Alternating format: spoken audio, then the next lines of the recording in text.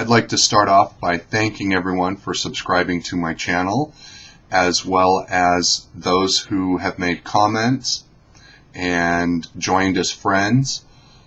Also would like to send out a big thank you to all of you who have put together video responses as to how you would spend the money, and especially to those that I've stopped on the street with my little digital camera and said, "Ooh, can I take a couple of minutes of your time?" Thank you so much. Today I'd like to discuss something that has come up in a couple of the comments, and that is in regards to inflation and price gouging. I'm going to read one of the comments in part. It says, "It's a nice dream, but if everyone had that money, then a tomato would cost $200,000. Maybe not, but pretty damn close. There would be an instant inflation and chaos." Now, under normal circumstances, with supply and demand and the free market, I would agree with you. However, we are not dealing with normal circumstances, a normal economy, a normal housing market, and a normal job market. One of the things that I came up with in thinking about this is something that the government actually came up with in regards to the auto industry bailout. After they gave AIG and the banks some money, realized they had even less control and their trust was broken because they said that they trusted the executives to do the right thing. When they did the auto industry bailout, they put together a czar, as they called it, who is supposed to watch over the spending of the money to make sure that the top executives didn't get a big fat bonus and the company may still go under and people lose their jobs, etc. So my idea is similar in that if we all got this money, then there would have to be a committee or a department or a czar that is put together to make sure that inflation and price gouging didn't occur. My example to this is that think about if you have a grocery store or a gas station or a small business and somebody comes in to rob you, and they're pretty much holding you at gunpoint and saying, "Give me all your money." That is kind of an extreme situation. That is not the time with a gun pointed to your head to be greedy and to say, "Well, I have this or I have that or I didn't get to buy this or you can have most of it."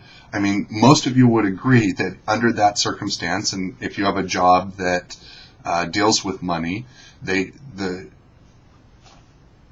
company usually says, "Don't resist, don't fight back, just give them the money." Okay? So if you think about this for a moment, we are not dealing with normal economic times. So non-normal measures need to be taken. So this committee would be set up to investigate potential price gouging to make sure and enforce that it didn't happen. For example, let's say you want to buy a property with or without a house, whatever, but we'll use easy numbers. The price of the property before this stimulus package idea was $100,000. Now that everyone's got almost $300,000, Sally, who owns the property, now wants $400,000 for the property. This would be an obvious case of price gouging. And let's say this was happening to you. You would call up this czar and say, hey man, Sally's trying to rip me off. She's trying to charge $400,000 for a property that used to be only worth $100,000. Now, the price of a property prior to this bailout idea would be public record as far as to find out how much it was advertised for, how much it was going for, etc. And so the czar finds out that Sally is trying to price gouge you. My thought behind this is you would get to buy the property for $50,000 as penalty to Sally, who tried to price gouge you.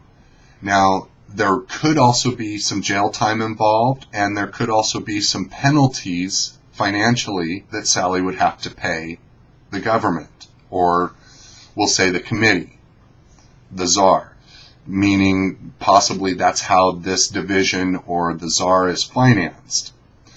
To some of you that may seem extreme, but I happen to feel that we are under extreme pressure right now. We are in a extremely bad economic situation, so drastic extreme measures would need to be taken, because the idea isn't to be greedy. The idea is get the cash out there, get the cash flowing. People are buying, people are spending. The state and local governments are getting their income tax, their tax revenues, etc. And people are buying at Walmart or your favorite store or Sears or what have you. Goods are being bought and sold. People are going back to work. And one of the big things that I'm sure a lot of you would be buying is property or housing, especially those of you who have lost your jobs and possibly even lost your homes. So that is pretty much my thought on the matter. I'm not saying it's a perfect idea, but with some fine-tuning, I'm sure it could become a very workable idea. Please don't forget to post your video responses as far as how would you spend the money. I encourage your comments. I would like to try to keep the comments and the video responses on this channel to this particular idea of getting the $297,000 and how would you spend it.